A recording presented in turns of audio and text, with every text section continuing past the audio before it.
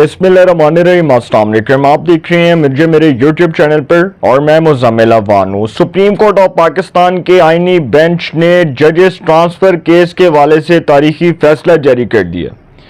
Supreme court of Pakistan ने जजेस के ट्रांसफ़र को आईनी करार दे दिया है। इस्लामाबाद हाई कोर्ट के 5 जजेस की पिटीशन को मुस्तरद कर दिया गया। वो 5 जजेस जिन्होंने इस्लामाबाद हाई कोर्ट में ट्रांसफर होने वाले 3 जजेस के खिलाफ सुप्रीम कोर्ट के आईनी बेंच से रजू किया था, उन 5 जजेस की पिटीशन को खारिज कर दिया गया। जस्टिस मोहम्मद अली मजहर जो आईनी बेंच जो 5 रुकनी आईनी बेंच के सरबराह थे इस केस में, जजेस ट्रांसफर केस में, वो इस केस की समाअत कर रहे थे। जजेस ट्रांसफर केस के हवाले से बड़ा तारीखी फैसला आया। सुप्रीम कोर्ट ऑफ पाकिस्तान का 5 रुकनी आईनी बेंच इस केस की समाअत कर रहा था। फैसला 3-2 की अक्सरियत से आया। 3 जजेस ने कहा कि जजेस का ट्रांसफर हो सकता है, 2 जजेस ने इस फैसले से इख्तलाफ किया। यूं जो फैसला इस्लामाबाद हाई कोर्ट में ट्रांसफर होने वाले 3 जजेस के हक में आया, उनके ट्रांसफर को आईनी करार दे दिया गया और सुप्रीम कोर्ट ऑफ पाकिस्तान के आईनी बेंच ने अपने फैसले में लिखा है कि सदर मुमलिकत को आइन का आर्टिकल 200 ये इख्तियार देता है कि वो आइन के आर्टिकल 200 के तहत जजेस का ट्रांसफर कर सकते हैं। उनके ट्रांसफर के हवाले से खुद सुप्रीम कोर्ट का आइनी बेंच कह रहा है।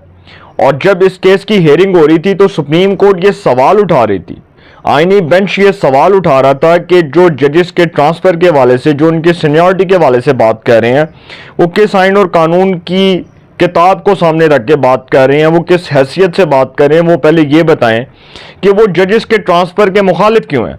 देखें, ये केस तब शुरू हुआ जब इस्लामाबाद हाई कोर्ट में 3 जजेस का ट्रांसफर हुआ 3 डिफरेंट कोर्ट से। जस्टिस सरफराज जोगर लाहौर हाई कोर्ट से इस्लामाबाद हाई कोर्ट में ट्रांसफर हुए। Justice Mohammad Asif Balochistan high court से इस्लामाबाद हाई कोर्ट में ट्रांसफर हुए। Justice Khalid Hussain Soomro Sindh high court से बलोचिस्तान इस्लामाबाद हाई कोर्ट में ट्रांसफर हुए। 3 जजेस को सदर मुमलिकत ने आइन के आर्टिकल 200 के तहत ट्रांसफर किया, लाहौर हाई कोर्ट से, बलोचिस्तान हाई कोर्ट से, सिंध हाई कोर्ट से। 3 जजेस का इस्लामाबाद हाई कोर्ट में ट्रांसफर हुआ।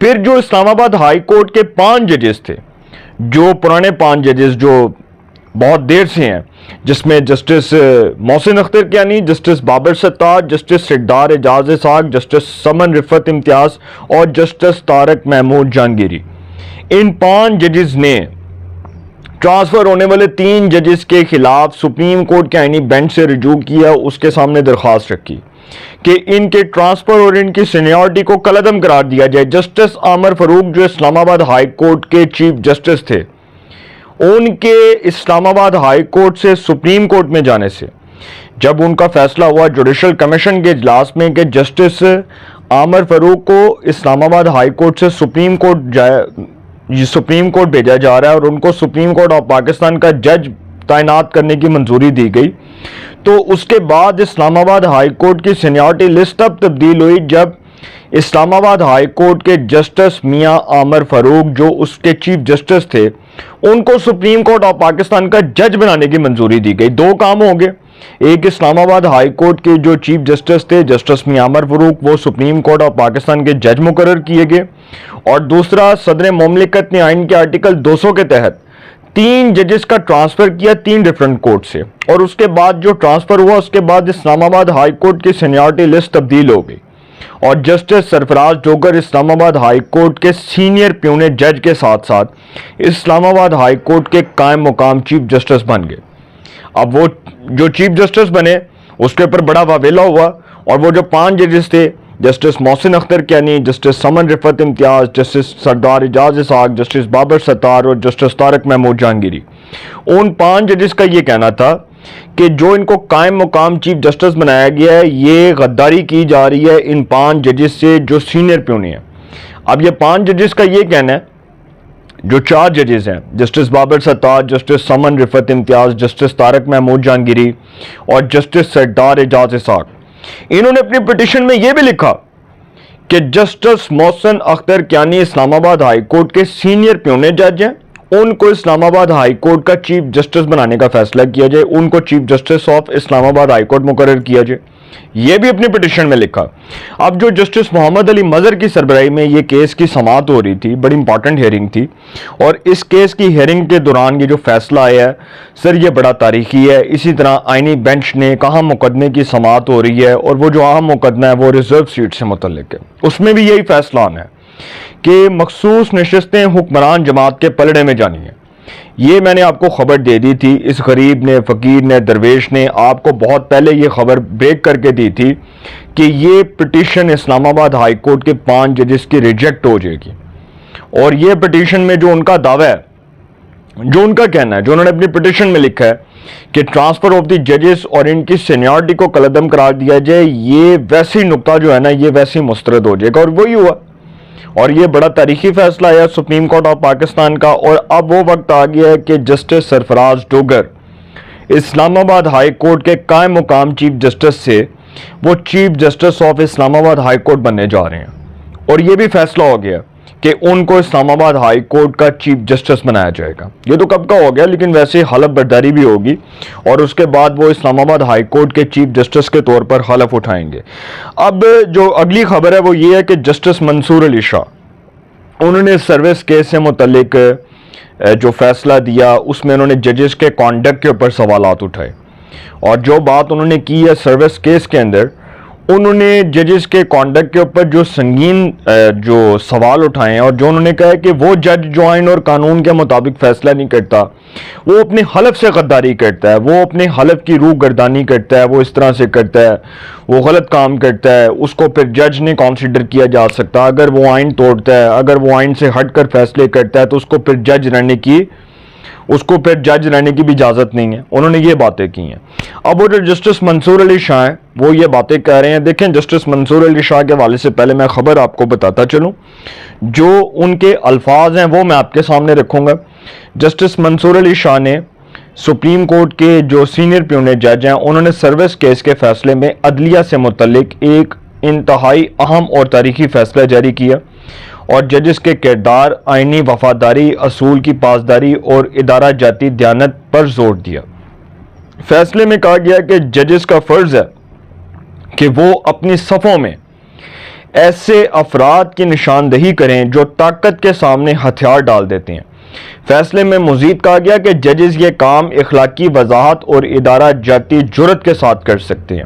عدالت عظمیٰ کے فیصلے میں کہا گیا کہ عدلیہ کے اندر سے کی جانے والی تنقید آئین سے بے وفائی نہیں بلکہ آئین کی حقیقی وفاداری کی جڑ ہے۔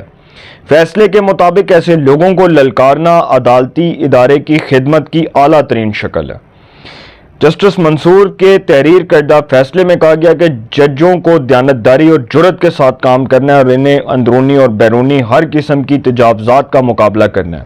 فیصلے میں زور دیا گیا کہ ججز کو عدلیہ اور قانون کی حکمرانی کو پامال کرنے کے خطرات سے ڈٹ کر نمٹنا ہوگا۔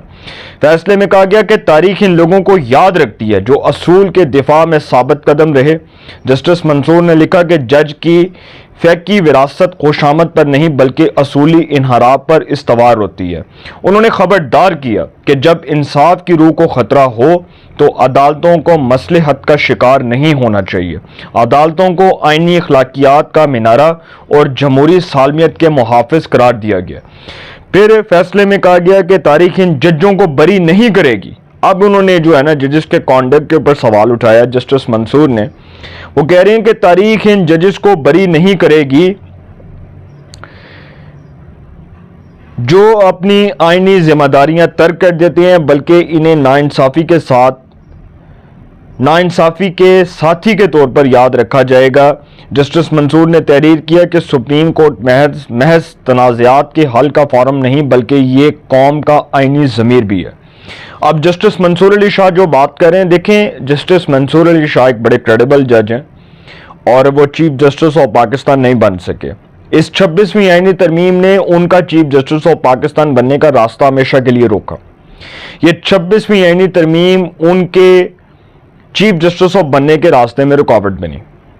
جسٹس منصور علی شاہ کے پاس وفاقی وزیر قانون سینیٹر اعظم نذیر تارڑ وہ گئے، اور جب justice Qazi Faez Isa chief justice of Pakistan تھے تو اس وقت کی بات بتا رہا ہوں، جسٹس قاضی فائز عیسیٰ صاحب اس وقت چیف جسٹس تھے، تو اعظم نذیر تارڑ وزیر قانون جسٹس منصور علی شاہ کے پاس گئے اور انہوں نے کہا کہ سر ہم نا ایک بل لا رہے ہیں، ہم ججز کی مدت میں اضافے کا بل لا رہے ہیں، ججز کی جو ایج ہے نا، جو ججز کی ریٹائرمنٹ کی ایج ہے اس کو ہم بڑھا رہے ہیں، اور ہم اس کو بڑھا کر 3 سال مزید بڑھانے کا فیصلہ کیا کہ ججز کی ریٹائرمنٹ کی عمر ہم بڑھا رہے ہیں۔ جسٹس منصور نے کہا کہ جی آپ یہ کیوں کر رہے ہیں؟ تو انہوں نے کہا کہ جی ہم چاہتے ہیں کہ جسٹس قاضی فائز عیسیٰ کو مزید ٹینیور مل جائے، اور وہ مزید جو ہے ان کا ٹینیور ایکسٹینڈ ہو جائے، کیونکہ وہ بڑے زبردست فیصلے کر رہے ہیں۔ کیونکہ جسٹس قاضی فائز عیسیٰ 16 ستمبر 2023 کو وہ چیف جسٹس آف پاکستان بنے اور اکتوبر 2024 کو وہ ریٹائر ہوئے، مطلب 1.5 سال بنتا ہے ٹوٹل، 1 سال آپ کہہ لیں، 1 سال یا کم از کم کم و بیش 15-20 دن بنتے ہیں۔ تو جسٹس منصور نے جب یہ دیکھا نا تو ان کو پتہ چل گیا کہ اگر جسٹس قاضی فائز عیسیٰ کی ریٹائرمنٹ کی عمر بڑھ جائے گی اور ان کا ٹینیور بڑھ جائے گا تو میں تو چیف جسٹس آف پاکستان نہیں بن سکتا۔ پھر اسی طرح ججز کے درمیان اختلافات میں شدت تب آئی جب مخصوص نشستوں کے کیس میں سپریم کورٹ آف پاکستان کے 8 اکثریتی ججز نے یہ فیصلہ دیا کہ مخصوص نشستیں حکمران اتحاد کی بجائے تحریک انصاف کو دے دو، اور وہ فیصلہ آئین اور قانون سے ہٹ کے تھا۔ With a very due respect, میں عدلیہ کے فیصلوں کا احترام کرتا ہوں، اس پر تنقید نہیں کر سکتا، لیکن اس سے اختلاف کر سکتا ہوں، اور مجھے اختلاف کرنے کا آئین اور قانون نے رائٹ دیا ہے، اور قانونی طور پر میں اس فیصلے سے اختلاف کر رہا ہوں کہ وہ جماعت جو 2024 کے الیکشنز میں کوئی پولیٹیکل پارٹی نہیں تھی، آج تک کے آفیشیل ریکارڈ کے مطابق تحریک انصاف کوئی پولیٹیکل پارٹی نہیں ہے۔ Sunni Ittehad council is not a political party. Sunni Ittehad council بھی 2024 کے الیکشنز میں پولیٹیکل پارٹی نہیں تھی، اب تو وہ کوئی پارٹی بن گئی، وہ ایک الگ بات ہے۔ تو اس وقت جب یہ فیصلہ آیا تو اس فیصلے کی بائنڈنگز کے اوپر، اس کی ٹائمنگ کے اوپر بڑے سنگین سوالات اٹھے، اور جب سوالات اٹھے تو لوگوں نے پوچھا کہ یہ فیصلہ کہاں سے آیا، تو پھر بتایا گیا کہ یہ فیصلہ دراصل ججز کے درمیان ایک اختلاف تھا، اور وہ اختلاف یہ تھا کہ 5 ججز کہہ رہے ہیں کہ جی یہ سیٹیں تحریک انصاف کو نہیں دی جا سکتی، یہ حکمران اتحاد کو دینی چاہیے، اور 8 اکثریتی ججز کا فیصلہ تھا کہ جی یہ نشستیں تحریک انصاف کو دے دو۔ تو سر وہاں سے معاملات خراب ہوئے تھے کہ جسٹس منصور علی شاہ ایک بہت ہی کریڈیبل، ایک بہت ہی آنسٹ جج ہیں، لیکن معاملات وہاں سے خراب ہوئے جب حکومت کے ساتھ ان کے معاملات تب خراب ہوئے جب مخصوص نشستوں کا کیس، اس کا فیصلہ آیا، اس کے بعد پھر بہت سی چیزیں خراب ہوتی گئیں، وقت کے ساتھ ساتھ خراب ہوتی گئیں۔ پھر حکومت نے جسٹس منصور کا جو سٹاک تھا اس کے اوپر ایک ماسٹر سٹاک کھیلا، اس 26ویں آئینی ترمیم کو لا کر، جس نے ان کے چیف جسٹس بننے کا راستہ ہمیشہ کے لیے روک دیا، اور وہی فیصلہ جسٹس منصور اور حکومت کے درمیان اختلافات کا سبب بنا۔ اپنی رائے کے کمنٹس میں ضرور اظہار کیجئے گا۔ انشاءاللہ ایک نئے سیگمنٹ کے ساتھ پھر ملاقات ہوگی۔ اپنا بہت خیال رکھیے گا۔ اللہ نگہبان۔